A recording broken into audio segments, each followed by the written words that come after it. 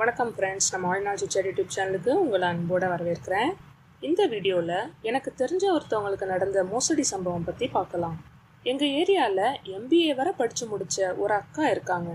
அவங்களுக்கு சொந்தமாக தொழில் தொடங்கணுங்கிற ஆசையினால வேற வேலைக்கெல்லாம் போகாமல் இருந்தாங்க. ஆனால் தெரிஞ்சவங்க சுற்றி உள்ளவங்கன்னு பார்க்குற எல்லாருக்கிட்டையும் ஆர்வமாக பல்வேறு தொழில்கள் பற்றின யோசனைகளை கேட்டுகிட்டே இருப்பாங்க. அப்படி யோசிச்சதுல வீட்டில் இருந்தே சமையலுக்கு தேவையான மசாலா பொடிகளை அரைச்சு தயார் பண்ணி விற்கலாம்ங்கிற முடிவுக்கு கடைசியில் வந்தாங்க.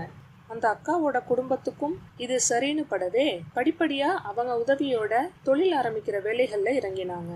அப்போதான் மசாலா பொடி அரைக்கிறதுக்கான இயந்திரங்களை எங்க வாங்கலாம்னு தேடினப்போ ஆன்லைன்ல ஒரு விளம்பரத்தை பார்த்திருக்காங்க.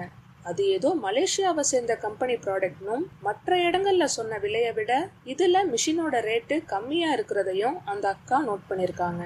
அதனால அந்த வெப்சைட்ல உள்ள ஃபோன் நம்பருக்கு கால் பண்ணி மசாலா பொடி அரைக்கிறதுக்கான மிஷினை பத்தி விசாரிச்சும் இருக்காங்க. அவங்களும் கஸ்டமர் கிட்ட எப்படி தன்மையா பேசணுமோ அதே போல இந்த அக்கா கிட்ட கேள்விகளுக்கெல்லாம் பொறுமையா பதில் சொல்ல அவ்வளோதான், கையில பிடிக்க முடியல அவங்கள. உடனே பல லட்சம் மதிப்புள்ள மிஷினை ஆர்டர் போட்டு ஆன்லைன்லயே மொத்த பணத்தையும் அந்த அக்கா கட்டியிருக்காங்க. சொன்ன மாதிரியே ஒரு வாரம் கழிச்சு மிஷினும் அவங்க வீட்டுக்கு டெலிவரி ஆச்சு. ஆனா அப்படி வந்து இறங்கின மிஷினோட பாகங்கள் பொருத்தப்படாம தனித்தனியா கலண்டு இருந்துச்சு. இதை பத்தி அந்த வெப்சைட்ல உள்ள நம்பருக்கு ஃபோன் பண்ணி கேட்டப்போ அப்படிதாங்க வரும், இல்லைன்னா மிஷின் வழியிலேயே டேமேஜ் ஆகிடும். பார்சல் உள்ள மிஷினோட கேட்லாக் ஒன்று இருக்கும் பாருங்க, அதை பார்த்து அப்படியே ஃபிக்ஸ் பண்ணிக்கோங்கன்னு கம்பெனியில் சொன்னாங்களாம். வேற வழி இல்லாமல் இந்த அக்காவே தட்டு தடுமாறி என்னென்னவோ பண்ணி மிஷினை ஃபுல்லாக மாட்டியிருக்காங்க. பிறகு மிஷினை ஆன் பண்ணால் அதுவும் ஓடி இருக்கு, ஆனால் லேசாக குறைங்கிற சத்தத்தோட. என்ன காரணம், எதனால் சத்தம் வருதுன்னு எவ்வளவோ முயற்சி பண்ணி போராடியும் சத்தம் வர்றது மட்டும் நிற்கவே இல்லை. இதனால் மறுபடியும் கம்பெனி நம்பருக்கு ஃபோன் பண்ணி அந்த அக்கா கேட்க அவங்க பேசின குரல்ல இருந்தே முதல்ல இருந்த பணிவும் மரியாதையும் இப்போ இல்லைங்கிறத இந்த அக்கா புரிஞ்சுக்கிட்டாங்க.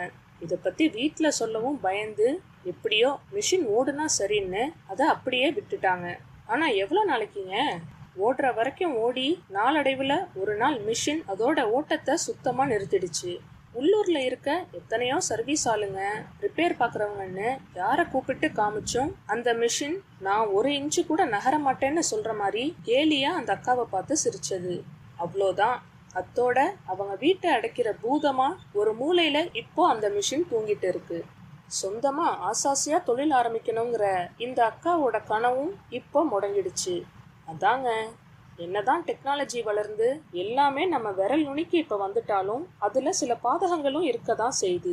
கண் இமைக்கிற நொடியில் நமக்கு வேண்டியதை ஆன்லைனில் ஆர்டர் பண்ணி வாங்கலாம் தான், ஆனால் அதுக்கு முன்னாடி எச்சரிக்கையாக நிறையா யோசிக்கணும். அவசியமானாலே ஒழிய இது மாதிரி ஒரு பெரிய தொகை கொடுத்து ஆன்லைனில் வாங்குறத தவிர்த்துடுறதே நல்லது. இதுவே அவங்க விலையை பார்க்காம தரத்தை பார்த்து நேரில் போய் விசாரிச்சு வேற எங்கேயாவது அந்த மிஷினை வாங்கியிருந்தா அவங்களே அழகா வீட்டுக்கு வந்து மிஷினை செட் பண்ணியும் ஏதாவது பிரச்சனைன்னா உடனே வந்து பார்த்து சரி பண்ணியும் கொடுத்துருப்பாங்க. வேற என்ன சொல்றது. Thank you friends.